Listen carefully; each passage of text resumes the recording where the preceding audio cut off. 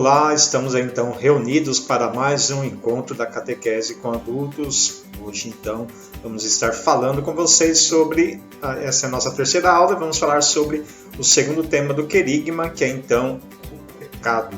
Então, no primeiro encontro nós falamos aí sobre, demos uma visão geral sobre o querigma. A segunda aula falamos um pouco sobre o amor de Deus e agora vamos dar continuidade ao tema do amor de Deus com relação então ao pecado. Mas o pecado é a expressão do amor de Deus? Não. Perdão é a expressão do amor de Deus, tá bom? Então vamos lá então entender bem esta questão e vamos então começar então essa nossa aula, fazendo nosso momento de oração, de preparação, para podermos compreender a palavra de Deus, compreender então os mistérios de Deus em nossa vida. Em nome do Pai, do Filho e do Espírito Santo. Amém.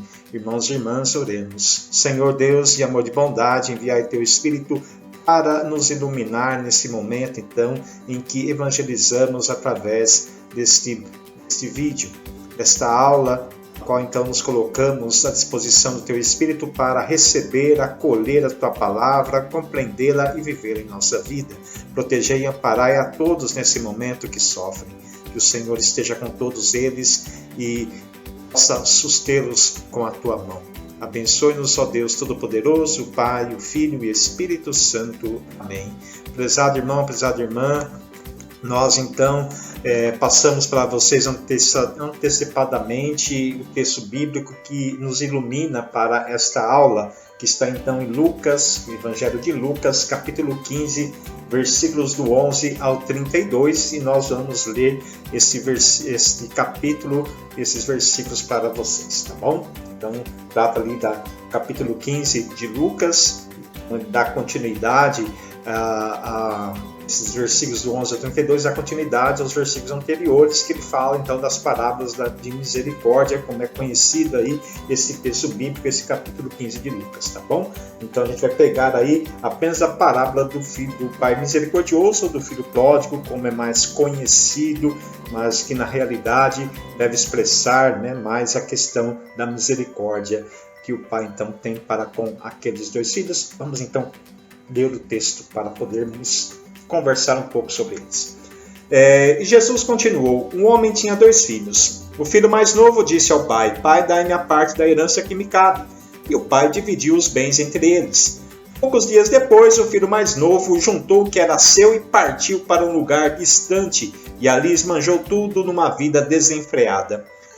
Quando tinha esmanjado tudo o que possuía, chegou uma grande fome àquela região e ele começou a passar necessidade. Então foi pedir trabalho a um homem do local e o mandou para o seu sítio cuidar dos porcos.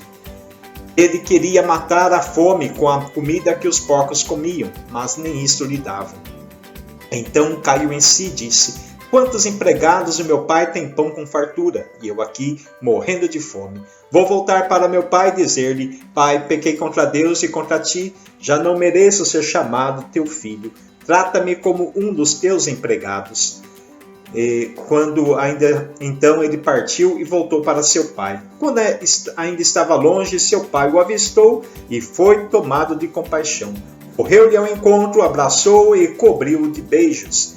O filho então disse ao pai: pai, pequei contra Deus e contra ti, já não mereço ser chamado teu filho. Mas o pai disse aos empregados: trazei depressa a melhor túnica para vestir meu filho, colocai-lhe um anel no dedo e sandálias nos pés. Trazei o novilho gordo e matai-o para comermos e festejarmos. Pois este meu filho estava morto e tornou a viver, estava perdido e foi encontrado, e começaram a festa. O filho mais velho estava no campo.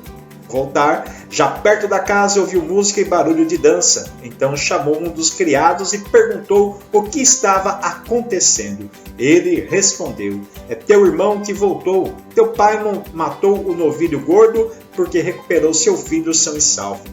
Mas ele ficou com raiva e não queria entrar. O pai, saindo, insistiu com ele. Ele, porém, respondeu ao pai: eu trabalho para ti há tantos anos, jamais desobedeci a qualquer ordem tua, e nunca me deste um cabrito para eu festejar com meus amigos. Mas quando chegou esse teu filho, que esbanjou teus bens com as prostitutas, matas para ele o novilho gordo.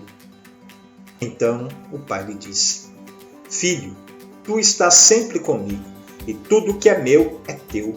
Mas era preciso festejar e alegrar-nos, porque esse teu irmão estava morto e tornou a viver. Estava perdido e foi encontrado. Palavras da salvação. Glória a vós, Senhor. Prezado irmão, prezada irmã, então vamos fazer aí um apanhado desse texto que mostra para nós a dimensão do pecado, tudo o que ele causa em nossa vida, e a exemplo então deste filho que resolve desligar-se, se afastar da sua família, se afastar do seu pai, que na mentalidade dele deveria ser um tirano, assim também como era para o filho mais velho. A gente vai ver isso no final do texto, da parábola. Então vamos a compreender, e o centro de todo esse evangelho não é tanto os dois filhos, mas sim o pai que age então com misericórdia, que expressa então toda a dinâmica de Deus com relação a cada um de nós, que somos chamados por ele a compor essa grande família que é a nossa comunidade, que é então a igreja. Então vamos lá então dar uma relembrada aí mais importantes aos aspectos do texto, que nós então vamos entender e falarmos um pouco então sobre o que a igreja nos ensina com relação ao pecado. Eu tenho aqui a minha cola, tá bom? Então vamos lá. Pessoal, então nós temos aí um cenário muito difícil, um cenário familiar, e que ali então a gente percebe que há atritos, que há convergências e há incongruências com relação então às figuras daqueles personagens, o filho mais novo, o filho mais velho e o pai. E que então ali o filho mais novo pede ao pai a parte da herança, porque com certeza não estava mais suportando ficar naquele lugar. Dessa forma então o pai dá a ele então aquilo que ele deseja. E ele então vai e sai para se aventurar aí da forma que ele acha que convém viver a vida dele. E ali então ele passa por momentos difíceis, o qual não consegue nem alimento para poder então suster-se. Nem o lixo, nem os restos de comidas que são, para nós considerar lixo, mas é alimento ainda para o animal, ele não consegue nem aquilo lhe dão para que ele pudesse se alimentar. Nem a lavagem dos porcos ele consegue então para poder se alimentar, e de repente ele cai, dá um start nele, ele se arrepende e pensa: que caca que eu fiz na minha vida. Vou voltar para meu pai, porque lá até os empregados têm que comer, eu aqui nada. E dessa forma então, pela fome, pela miséria, pelaquela situação que ele estava, ele então cai em si e percebe o mal que fez, o pecado que cometeu. Então quer reconciliar-se com seu pai, e ele então retoma sua caminhada e persevera então nessa jornada de retorno ao lar. Pede então para o seu pai: olha, pai, quero estar aqui de volta, mas não quero que me trate como um filho, porque eu não mereço mais ser chamado teu filho. Me trate como um dos seus empregados.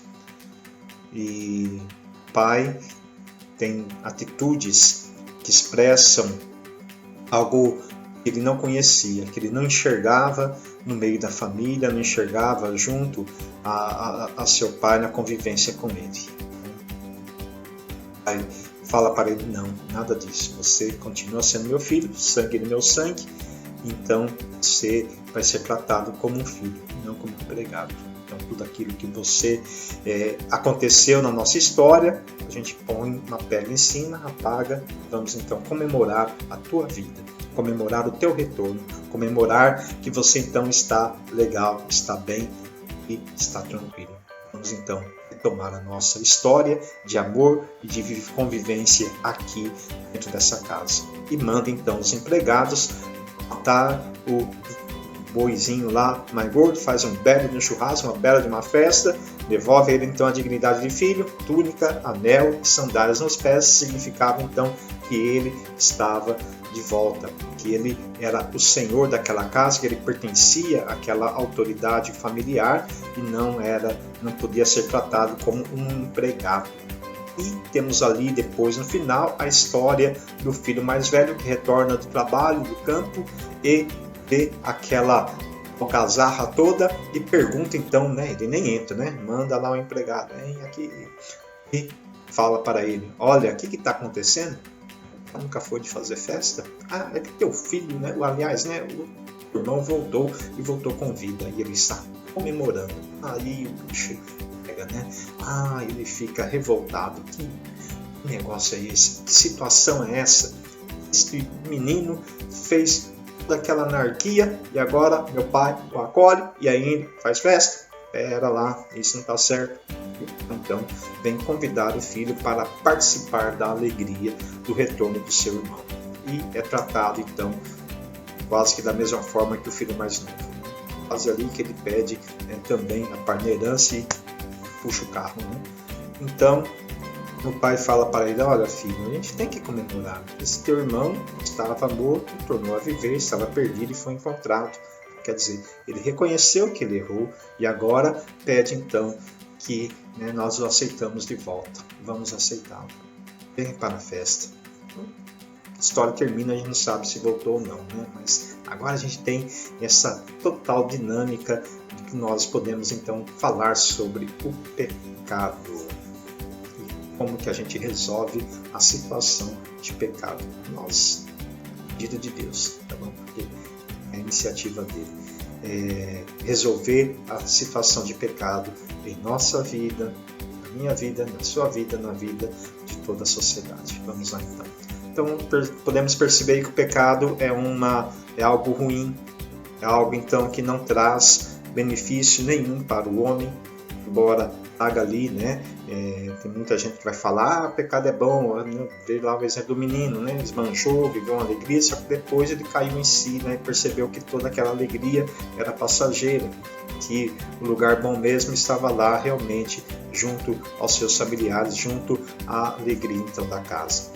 Junto, então, lá ele tinha segurança, lá ele tinha, né, mais empenho, ele, né, precisava então tomar posse daquilo, que é então o que o pai mostra para ele.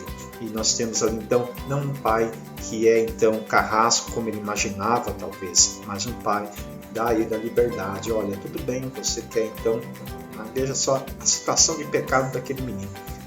Para a cultura judaica, para, né, aquele momento, pedir a herança para o pai enquanto ele estava vivo era o mesmo que pedir para que ele: olha, pai, morra. Eu quero que você morra. Porque a gente sabe que a herança sai dividida depois que a pessoa falece. Então ele estava desejando ali a morte do seu pai, a morte também do seu irmão. Ele não queria nenhum vínculo com aquela família. Então a angústia, né? Aquele sentimento pesado que ele tinha com relação à família, ele quer se afastar dali, ele não quer aquilo, né? Ele nega viver naquele ambiente daquela forma. Então ele pede sair, né? Parece, né? Tropa de elite, né? Para sair. Então, o pecado causa um afastamento, um encontro com o outro. O pecado então afasta a pessoa primeiramente de Deus e depois então do convívio humano, tá? Um convívio então social. O pecado ele traz esse afastamento, uma ferida na alma da pessoa quando ela descobre então o mal que ela fez, quando ele cai em si, quando ele se arrepende, então ele percebe que ele fez o mal e aquilo então dói em sua alma. Para lá, eu feri, eu machuquei a mim, machuquei os outros. Eu preciso então restabelecer isso. Então, aonde entra, né, o processo do perdão, o processo então da reconciliação. Então, o pecado a gente compara assim, então pecado, perdão, dualidade. Vamos trabalhar enquanto nesta forma, a dualidade do pecado. O pecado então causa o afastamento e é preciso então a reaproximação entre Deus e as pessoas. Então, ele deve gerar em nós o arrependimento. Já no princípio, o primeiro passo para o perdão, se arrepender e praticou da atitude que teve, que prejudicou a si e prejudicou ao outro. Então, a dimensão pessoal e social do pecado. O pecado fez mal para mim, mas também fez mal para o outro. E se eu ainda não me arrependo, mas não deixa de ser pecado algumas coisas, porque eu posso ter ofendido alguém com a minha atitude. Então, eu preciso também estar reconciliando. Então nós temos essa grandeza, né, de amor de Deus, expressa então através do pecado, que é a continuidade do amor de Deus por nós, né? E ali então ele manifesta o dom de perdoar através do seu Filho Jesus, que também delega isso à sua igreja, que é então cada um de nós batizados. Ainda não foi batizado, mas que é crente do Senhor, é chamado também a viver então essa dinâmica de perdão entre si, essa autoridade que Deus nos dá para perdoar os pecados uns dos outros.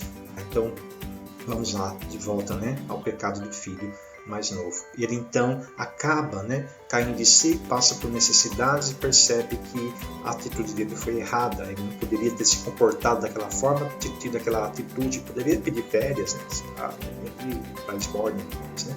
Mas, né, ele não, ele pediu, ele fez um rompimento, que é isso que o pecado causa, um rompimento então com Deus e com a comunidade.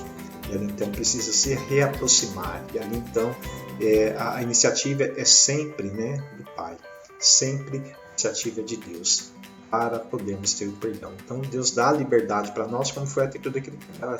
Você quer viver o tipo de vida? Está aí, e vive. Foi isso que aconteceu. Ele foi, pegou a parte da herança e gastou tudo. Se arrependeu, reconhece o erro, da atitude que nós temos, que é confessar então o nosso erro.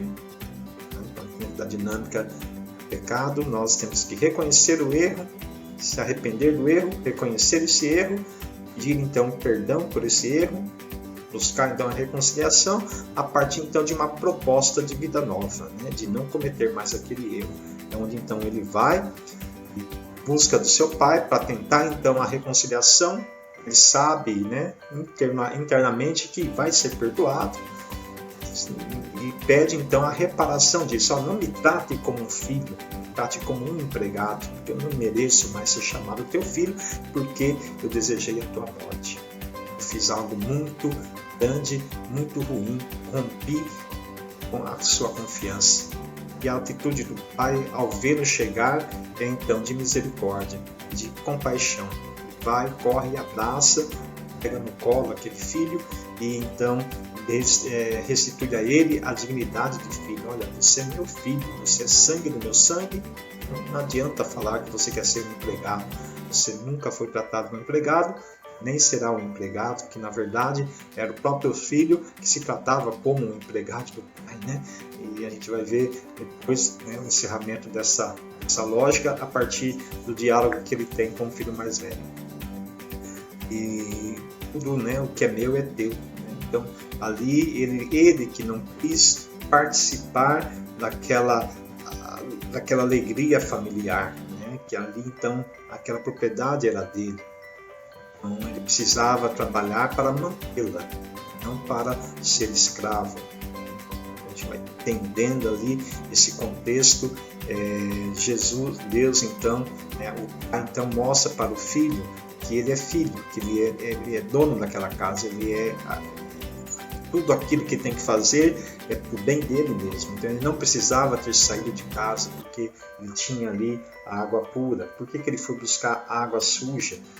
E ali então se contaminar com essa água suja, né?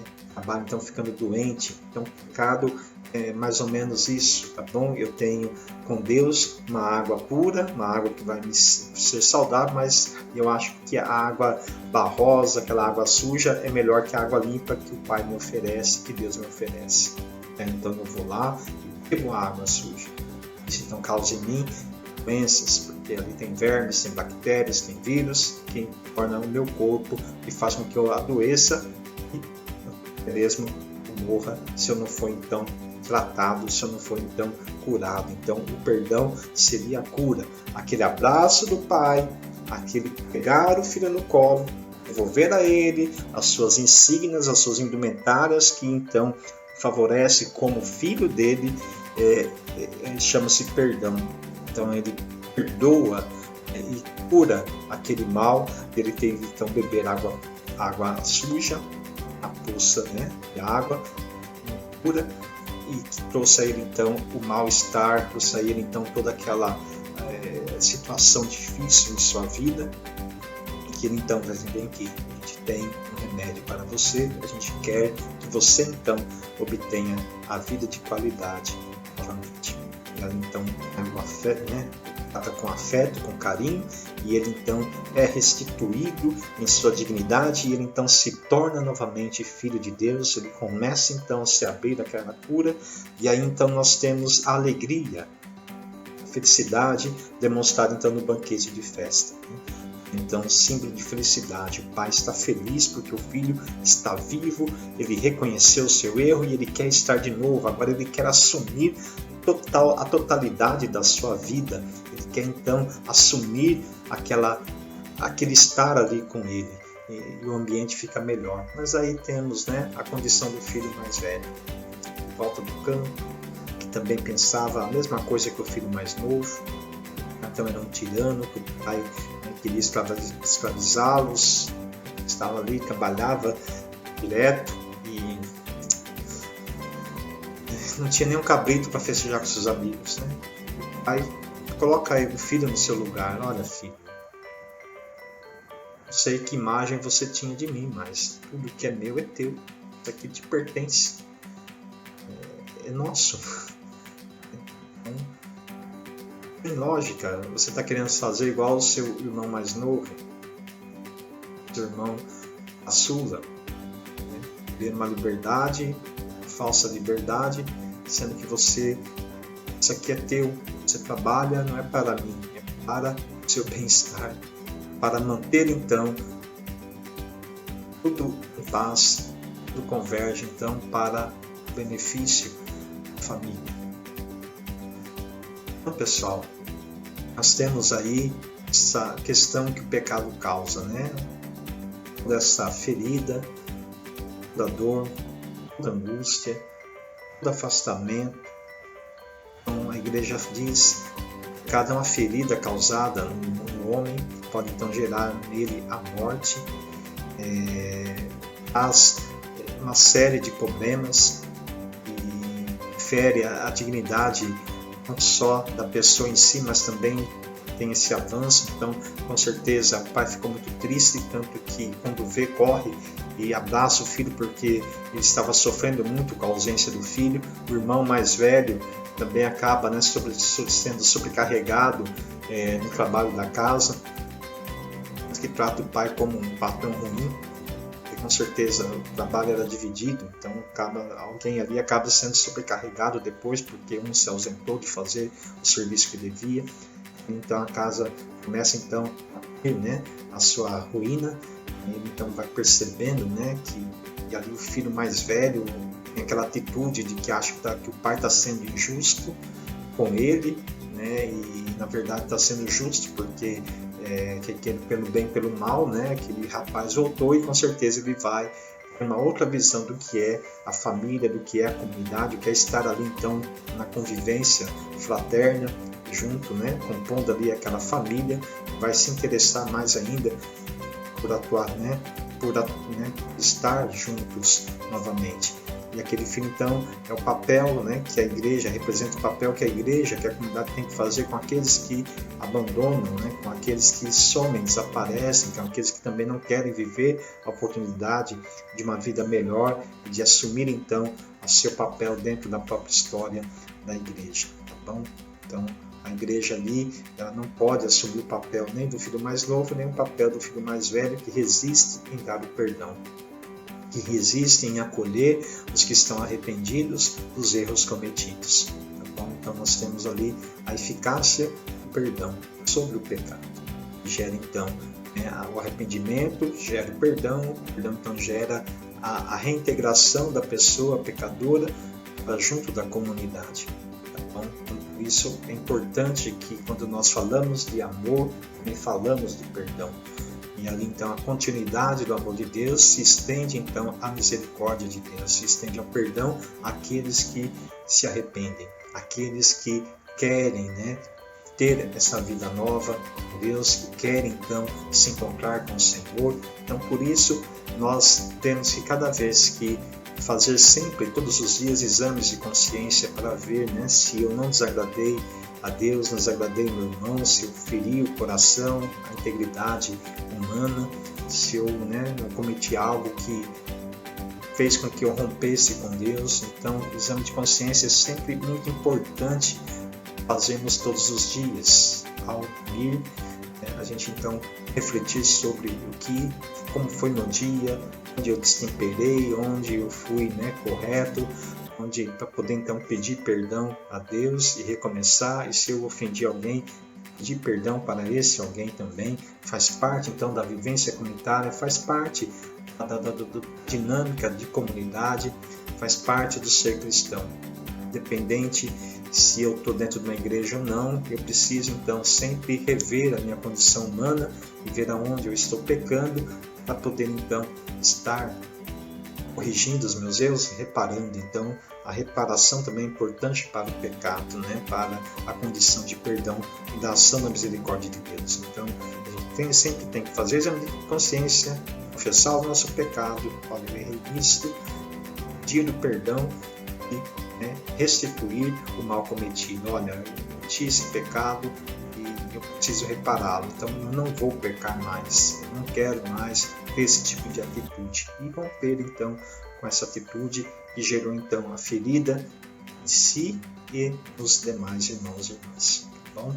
Então que a gente sempre possa ter, né, a coragem, ter aí a dinâmica humana, divina, de reconhecer os erros e assumir então que somos pecadores.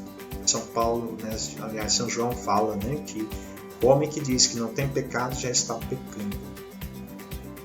Então, porque a nossa natureza ela é pecadora, porém a natureza divina é reconciliadora. E nós temos essa natureza divina dentro de nós também, porque o amor de Deus é o dom, né, que Deus deixou, né, semeado em cada um de nós. Então nós temos a propensão também de cometer pecado, porque demonstra a nossa fragilidade natural, somos frágeis, somos pecadores, somos então pessoas miseráveis e que encontramos a nossa fortaleza em Deus. Deus nos resgata e nos torna fortes para poder encarar as dificuldades da vida e a nossa fragilidade e nos fortalecer a Ele. O ser humano dentro dos seres da natureza é um ser incompleto, então ele se completa com Deus e no amor ao próximo. Cada um de nós somos parte, né, de uma estrutura muito maior, muito mais ampla. Por isso o cristianismo não é uma religião solitária, não é uma religião individualista. Ela então se acerca dentro da vivência da comunidade. Então cada um de nós, né, como São Paulo expõe em uma de suas cartas, né, se você não consegue amar o seu próximo, não consegue amar o seu inimigo, você seja suporte para ele. Você possa então suportá-lo, né? Não deixar com que você caia e ele também caia, né? Que a queda dele não seja sua ruína também. Então a gente tem que estar sempre firmes, né? Fortes, né? Resistentes aí para poder então superar, né? Ninguém, né? Cada um de nós poder constituir, né? Essa nova sociedade justa, fraterna, da qual somos chamados por Deus a viver, a integrar. Então, nós precisamos seguir sempre esse exemplo do Filho do Pai misericordioso, da parábola que nós então temos nesse capítulo 15, versículos do 11 ao 32 de São Lucas. Tá bom, gente? Então vamos lá então.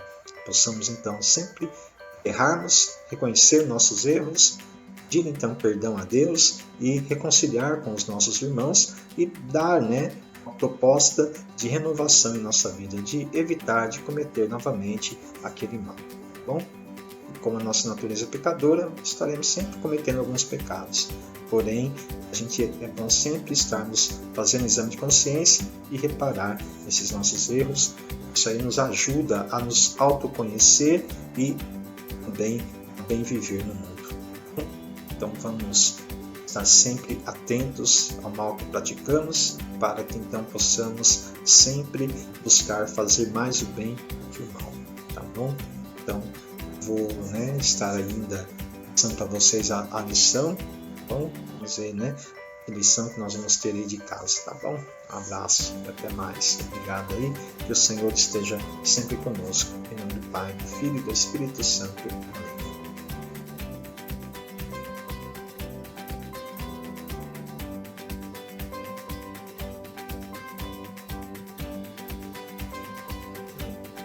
Dê uma olhada aqui na minha cola, então vamos formular para vocês as perguntas da lição de casa desse segundo querigma, pecado.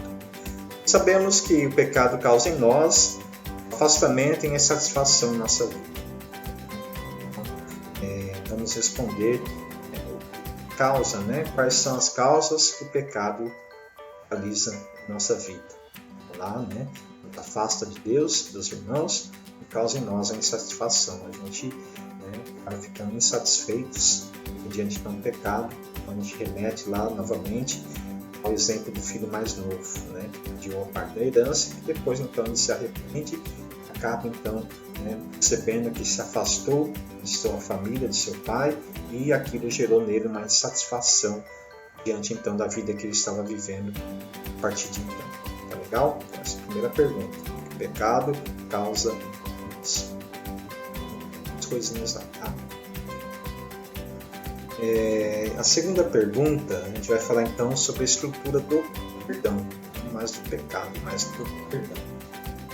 Então, pelo perdão, nós temos a intenção, né, de fazermos aí, né, a estrutura do perdão, ela consiste então dentro dos atos humanos. Então, a conversão, a contrição, a confissão e a satisfação. Então, eu me converto, faz com que eu essa conversão de vida. Em si, confesso o meu pecado, fico contrito, porque entra o arrependimento, um ato de contrição, lá eu fiz caca e eu preciso confessar, ali então para ter uma satisfação, para que eu então possa de novo a felicidade em minha vida, ser feliz novamente, porque eu cometi um pecado perante alguém, perante mim, perante Deus, perante a pessoa que convive comigo, então junto que é alguém. Então, ali nós temos essa busca pessoal. Então eu estou contrito, reconheço o meu erro, eu então confesso esse erro, e então eu preciso pagar por esse erro e então me converter, mudar a minha atitude e mudar o meu comportamento. Depois nós temos o segundo elemento da busca do perdão. Então, a ação de Deus, que aí então já extrapola. Então, a iniquidade vem de coisas que são exteriores a nós. Tá bom? Então, nós temos ali a questão pessoal, interna, interior e externa. Que é, então, a ação de Deus através da igreja que me dá, então, perdão. Que na sua vida, então, de igreja, ora pelo pecador e o reintegra à comunidade. Tá bom?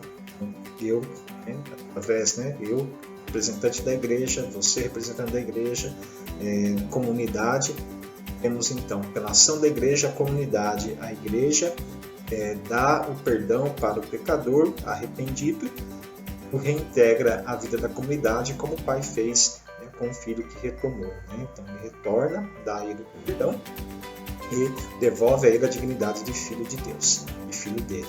Integra então novamente ao convívio da família, ao convívio social, ao convívio então comunitário. Tá bom?